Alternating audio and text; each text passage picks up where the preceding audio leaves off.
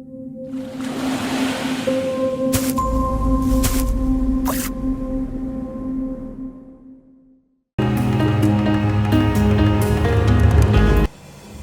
الله الرحمن الرحیم. سلامونه او نیکی هیله وړاندې کوم تاسو ټول محترم زده کوونکو او لیدونکو ته هیله لرم چې روغ صحت ولرئ.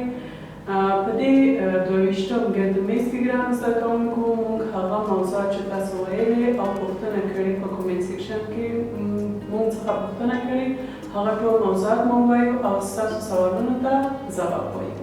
لومړنی کومنت ده چې استاد جان واحد اندازه‌گیری فشار را بگویید اگر زحمت نمی‌شود.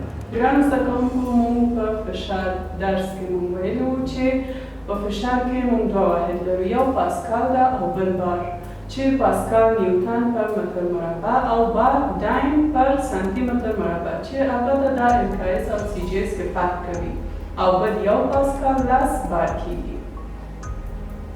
دویمه پوښتنه ده چې حرکت دورانی به کدام حرکت گفته می شود. ګرانو زده کوونکو حرکت دورانی یا دورانی حرکتونه دو اړخیز حرکتونو ته ویل کیږي چې منظم او یو نوښت نه وي، دې ته موږ دورانی حرکت وایو.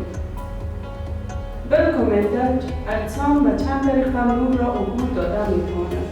موږ په نور کې ویلي وو یا هم هماغه درس موضوع کې موږ ویلي وو چې اجسام د نور د تیریدو له مخې په درې ډوله دي یا په درې برخو ویشل شوي چې یو ته موږ شفاف جسم وایو یا شفاف جسمونه، نیمه شفاف جسمونه او همداسې کدر یا تیاره جسمونه.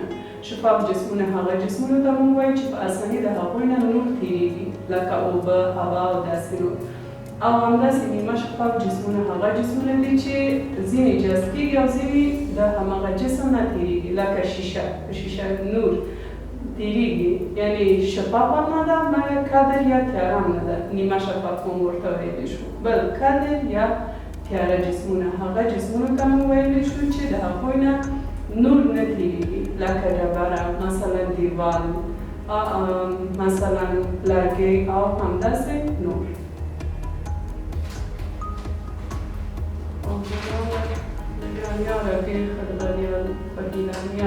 منوی باز خیلی مجبور جور کنم اول دوم گفتی. بل کومنت ده ډېره مننه استاد الله مو تر لره، ډېره زیاته مننه، همیشه بریالی اوسئ. بل ده مننه استاد جان، تاسو نه مننه کوم. بل کومنت کې لیکل شوی مننه استاد محترم ستاسو ښایسته تشریحونه. مننه تاسو نه چې درس مو تر اخره پورې پرېږدئ. بل کومنت ده چې یو زده کوونکي لیکلی سلامونه او احترامونه په دې هیله چې صحتمنده اوسئ. ډاکټر صاحب رات مو تل ځلانده او بریالی لره. سوال مې دا ده چې تاسو بغیر له دې نور کوم مضامین تدریسوئ او کوم وختونه مو اپلوډ کیږي؟ په ځواب کې باید ووایم چې اول خو مننه کوم تاسو د کومنت څخه. بل فلحال خو ریاضي او فیزیک مضمون تدریس کیږي په یوټیوب چینل کې. انشاءالله راتلونکي کې موږ د کیمیا او بیولوژي پلان هم لرو چې پیل کوو او هره ورځ 2 او 3 ویډیوګانې په یوټیوب چینل کې اپلوډ کیږي، تاسو کولی شئ تعقیب کړئ. بل کومنت ده سلام ډاکټر صاحب محترم، ستاسو درسونه ماته ګټور وو. آمادګي کانکور وایم، تاسو کوم مضامین درس ورکوئ او کله اپلوډ کیږي؟ ډېره خوشحاله شوم چې زموږ درسونه تاسو ته ګټور تمام شوي او څرنګه چې ما وویل تاسو کولی شئ هره ورځ زموږ یوټیوب چینل تعقیب کړئ. هره ورځ 2 ویډیو اپلوډ کیږي، تاسو کولی شئ تعقیب کړئ. فلحال موږ یوازې ریاضي او فیزیک لرو. په آخر کې مننه کوم د هغه زده کوونکو او لیدونکو ته چې زموږ معلم یوټیوب چینل او همداسې فیسبوک باندې تعقیبوي او خپل نیک نظریات او پوښتنې موږ سره شریکوي تر څو چې موږ په راتلونکي کې دې نه هم ښه درسونه تاسو ته زموږ دا ګردمیز همدلته پای ته رسېږي. ګرانو زده کوونکو تر بله ګردمیز او جلسه پورې تاسو لوی او بخښونکي خدای ته سپارم. بیا هم کولی شئ خپل نیک نظریات موږ سره په کومنټ سیکشن کې شریک کړئ.